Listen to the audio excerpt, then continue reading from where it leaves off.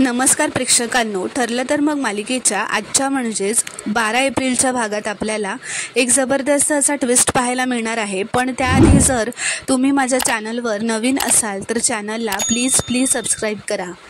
तर प्रेक्षकांनो, आता आपण पाहतो की सायली व अर्जुन सिनेमा बघायला आलेले असतात. तर सायलीने आता पॉपकॉर्न घेतलेले असतात, पण चुकून तिचा पाय घसरतो, त्यामुळे तिच्या हातून ते पॉपकॉर्न खाली पडतात आणि अर्जुन तिला पडण्यापासून सावरतो.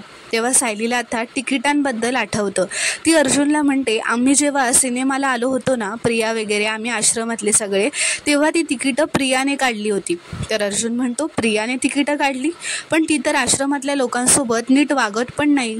मग अचानक प्रियाच्या मनात इतकं प्रेम कुठून आलं? तर सायली म्हणते, अहो मुळात प्रियाने ती तिकीटं तिच्या 7-8 मैत्रिणींसोबत सिनेमाला जायला काढली होती, पण त्यांचा प्लॅन रद्द झाला म्हणून आम्हाला घेऊन गेली ती म्हणते, तरी कुसुमताईला संशय आलाच होता की सतत स्वतःचा विचार करणारी प्रिया इतकी उदार कशी काय झाली. तर अर्जुन म्हणतो, म्हणजे प्रिया तिच्या स्वभावाच्या एकदम अपोजिट वागली आणि हे खुनाच्या दिवशी घडलंय. याचा अर्थ हा कोइन्सिडन्स तर नक्कीच नाही आहे.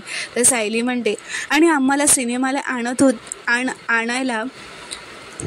आणायचं हे तिचं आधीच ठरलं असणार. तर अर्जुन म्हणतो, 99% खरं आहे, आणि सिनेमाच्या निमित्ताने तुम्हा सर्वांना आश्रमाच्या बाहेर काढायचं हा प्लॅन तिने एकटीनेच केलेला नसेल, कारण तुमच्याकडे तर पॉपकॉर्न घ्यायला सुद्धा पैसे नव्हते. तर 7-8 तिकीटं काढायला पैसे कुठून आले असतील? तर सायली विचार करते, मग कोणी काढली असतील तिकीटं? साक्षीने, असं ते विचार करते. तर आता इथे दुसरीकडे प्रिया नागराजला सांगत असते की सायली आणि अर्जुनला माझ्यावर जास्त संशय आलाय. त्या सायलीने तर तिचा मोबाईल व्हिडिओ रेकॉर्ड करून ठेवला होता माझ्या खोलीत. हा अर्जुन तर मला फासावरच लटकवायला निघालाय, असं ती म्हणतच असते. आता हे बोलणं रविराज ऐकतो व म्हणतो, तन्वी, तुला कोण फासावर लटकवायला निघालंय? मला पण कळू दे जरा, असं ते हसतच म्हणतो. तर आता प्रिया आणि नागराज घाबरतात. नागराज काहीतरी दुसरं बोलणं फिरवतो व विषय बदलतो. तर आता प्रिया रविराजला नाटकच करत म्हणते, बाबा, मला तुमची इतकी आठवण येत होती ना, रात्र झोपच नाही लागायची तुम्ही माझ्याशी बोलत नव्हता तेव्हा. तर आता इथे दुसरीकडे सायली अर्जुनला म्हणते, म्हणजे जसं आपल्याला चैतन्य भाऊजीने तिकीटं काढून दिली तसं साक्षीने प्रियाला काढून दिली असतील का?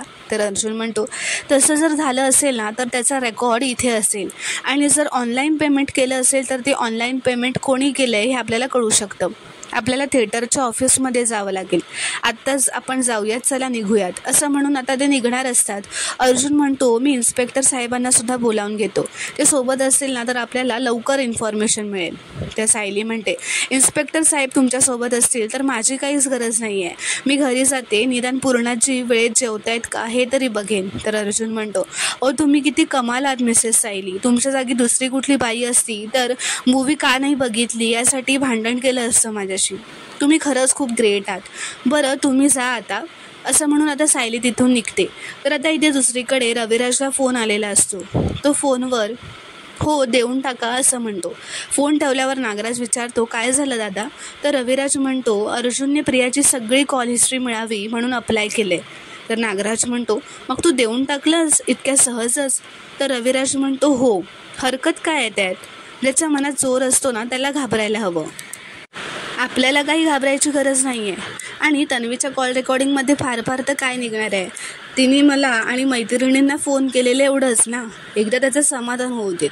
तर आता इथे दुसरीकडे चैतन्य अर्जुनवर चिडलेला असतो, कारण त्याने दोघांनाही मूवी तिकीट्स काढून दिलेले असूनसुद्धा त्यांनी मूवी बघितलेली नसते. अर्जुन म्हणतो, अरे दामिनी केसमध्ये आपल्याला एक क्ल्यूसुद्धा सोडून चालणार नाही आहे चैतन्य, मूवी वगैरेचं राहू दे, ते आपण नंतर बघू, पण ही केस आपल्याला आता जास्त महत्त्वाची आहे. आपल्याला जितके पुरावे जास्तीत जास्त मिळतील ना ते कमीच आहेत. इन्स्पेक्टर सावंतांना फोन कर आणि कुठपर्यंत आले ते विचार. तर आता इथे प्रिया रविराजला म्हणते, बाबा, अर्जुनने मागितली म्हणून लगेच का तुम्ही कॉल हिस्ट्री देऊन टाकायची का? तर रविराज म्हणतो, तो तुला कुठल्या तरी गुन्ह्यात अडकवायला बघतोय तन्वी, पण तो जितका चुकत जाईल ना तितकी तू खरी आहेस हे सिद्ध होत जाईल. तर आता नागराजसुद्धा रविराजचं मन वळवण्याचा प्रयत्न करत असतो, पण रविराज म्हणतो, नाही नागराज, तसं नसतं, ती कोर्टाची प्रोसिजर आहे आणि यात मान अपमान असं काहीच नसतं. तर प्रिया मनातच म्हणते, हा माझा खोटा बाप मला सोळावर चढवल्याशिवाय गप्पच बसणार नाही वाटतं.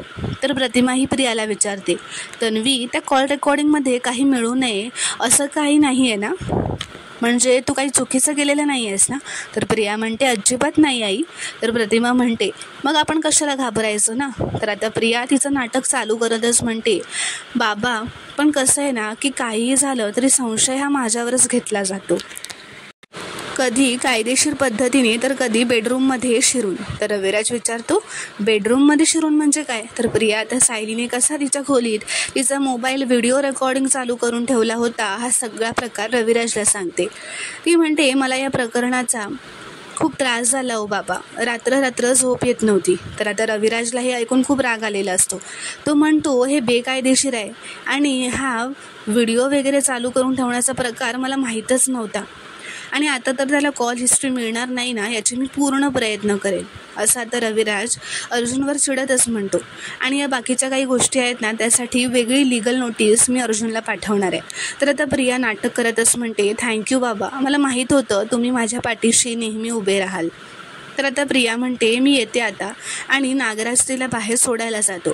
तर आता बाहेर आल्यावर प्रिया नागराजला म्हणते, बघितलंत ना तो अर्जुन कसा हात धुवून माझ्या मागे लागलाय, आता तर माझ्या कॉल रेकॉर्डिंग्सपर्यंत त्याची मजल गेली आणि त्यात तुमचा तो भाऊ आणि त्याची अर्ध्या मेंदूची बायको मला कन्फर्म एकदा खड्ड्यात घालणार आहेत. तर नागराज म्हणतो, आपलं लक्ष आहे ना ह्या सगळ्याकडे, तू नको टेन्शन घेऊस. तर आता नागराज विचारतो, अगं प्रिया, मला तुला कधीपासून विचारायचं होतं की तुझ्या गळ्यातलं ते लॉकेट काय केलंस तू, दिसत नाही आहे. तर प्रिया म्हणते, काढून ठेवलं होते मी घरी, कारण तो बसलाय ना आमच्या घरी म्हातारा. माझ्या गळ्यात जर त्याने ते लॉकेट पाहिलं असतं ना तर लगेच ओळखलं असतं आणि ही खरी तन्वी नाही आहे असं म्हणाला असता. साऊ मला सापडली तेव्हा तिच्या गळ्यात हे लॉकेट होतं, म्हणजे खरी तन्वी ती आहे असं म्हणेल. तर नागराज म्हणतो, अगं डोक्यावर पडली आहेस का तू? त्या मधुभाऊंना त्या लॉकेटविषयी काहीही माहीत नाही आहे. तर प्रिया म्हणते, पण ॲक्सिडेंटच्या वेळेला सायलीकडे होतं ना ते लॉकेट. तर नागराज म्हणतो, अगं ॲक्सिडेंटपर्यंत होतं, पण जेव्हा ॲक्सिडेंट झाला आणि तन्वी बाहेर फेकली गेली ना गाडीच्या, तेव्हा ते लॉकेट एकीकडे उडालं, झाडाला वगैरे लटकलेलं होतं आणि ते महिपतला सापडलं. त्याने त्याच्याजवळच ठेवलं आणि तन्वी जेव्हा सापडली तेव्हा तिच्या गळ्यात ते लॉकेट नव्हतं. तर प्रिया म्हणते, म्हणजे मी तन्वी बनवून जेव्हा गेले होते तेव्हा महिपतकडे ठेवलेलं लॉकेट तुम्ही मला दिलत का घालायला? तर नागराज म्हणतो, हो एक्झॅक्टली. महिपतची ना एक सवय आहे की कोणताही गुन्हा केला की त्याची एक खूण तो आपल्याकडे लपवून ठेवतो. तो म्हणतो, त्यामुळे ना ते लॉकेट घाल आता, असं तो प्रियाला म्हणतो. प्रिया म्हणते, मी गेल्याच ते लॉकेट घालते आधी, असं म्हणून ते आता तिथून निघते. तर इथे दुसरीकडे अर्जुन व चैतन्य त्या ऑफिसमध्ये आलेले असतात. ते त्या माणसाला विचारतात की आम्हाला 2 वर्षांपूर्वीचं रेकॉर्ड हवं आहे, तिकीट बुकिंगची इन्फॉर्मेशन हवी आहे. तर तो माणूस म्हणतो की काय 2 वर्षांपूर्वींचा रेकॉर्ड? अहो आम्हाला काय तेवढीच कामं आहेत का? तो म्हणतो, कसं आहे ना, असं रेकॉर्डची इन्फॉर्मेशन देण्याची आमची सिस्टीम नाही आहे. तर चैतन्य म्हणतो, अहो आम्हाला ती माहिती आहे का केससाठी हवी आहे, प्लीज द्या ना. तर तो माणूस म्हणतो, मग कोर्टाची ऑर्डर घेऊन या, मग बघू आणि निघा आता. तर आता त्यांच्यासोबत इन्स्पेक्टर सावंत गेलेले असतात. ते इन्स्पेक्टर सावंत आता त्यांच्याजवळ जातात व त्या माणसाला स्वतःची ओळख करून देतात व म्हणतात, पोलिसांकडून ऑर्डर आली तरी द्याल ना इन्फॉर्मेशन? मी इन्स्पेक्टर आहे, हे बघा माझं कार्ड, मी इन्स्पेक्टर सावंत आहे आणि माहिती 2 वर्ष आधीची असो किंवा 20 वर्ष आधीची, आम्ही जी माहिती विचारू ती आम्हाला द्यायची. तर आता तो माणूस म्हणतो की हो साहेब, आता सगळं डिजिटल झालं आहे, हवी ती माहिती तुम्हाला मिळेल. तर आता अर्जुन त्यांना ती तारीख सांगतो, 13 जानेवारी 2023चा रेकॉर्ड आम्हाला हवा आहे. तर तो माणूस ती माहिती शोधू लागतो.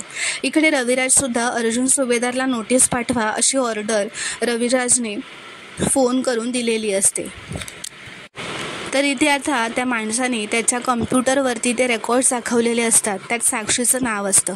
अर्जुन म्हणतो, got it, Sakshi Mahipat Shikre, finally हे नाव मिळालं, तुम्ही आमचं खरंच खूप मोठं काम केलं आहे. तर आता अर्जुन त्या रेकॉर्डिंगची एक प्रिंट कॉपी काढून घेतो.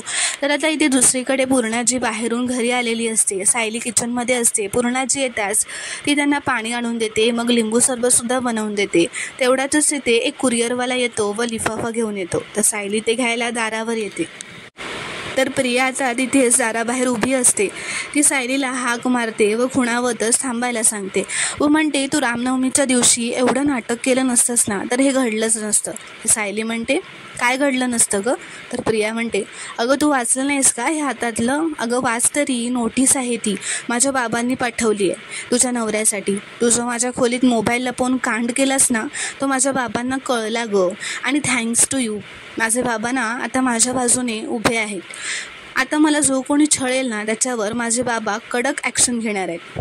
भोग आता तुझ्या कर्माची फळं. तर सायली म्हणते, कर्माची फळं कोण भोगणार आहे हे तू बघशीलच. तुझं काय चाललं आहे ते तुलाही माहिती आहे आणि आम्हालाही, आणि थोड्याच दिवसात ते सगळ्यांना कळणार आहे, अगदी रविराज काकांना सुद्धा. तर आता प्रिया जोरातच ओरडत तिचं नाटक चालू करते व म्हणते, अगं का वागतेस तू सायली असं? फक्त घर जोडण्याची नाटक करत असतेस, बाकी खरं तर तू घर तोडतेस. ती आता पूर्णाजीकडे आतमध्ये जात रडतच नाटक चालू करते व म्हणते, पूर्णाजी, मी वाद मिटवायचे बघत असते आणि ही सायली ते वाद कोर्टापर्यंत नेऊन पोचवते. तर पूर्णाजी म्हणते, कोर्टापर्यंत म्हणजे? तसं प्रिया म्हणते, सायलीने माझ्या खोलीत मोबाईल लपवला होता हे कळल्यामुळे माझ्या बाबांनी रागानेच अर्जुनला आता लीगल नोटीस पाठवली आहे. सायलीमुळे काय वेळ आली आहे आपल्या घरावर. तर आता पूर्णाजी म्हणते, या मुलीचं वागणं कधी थांबणार आहे ना देवच जाणे. स्वतः जखम द्यायची आणि स्वतःच मलम लावायचं.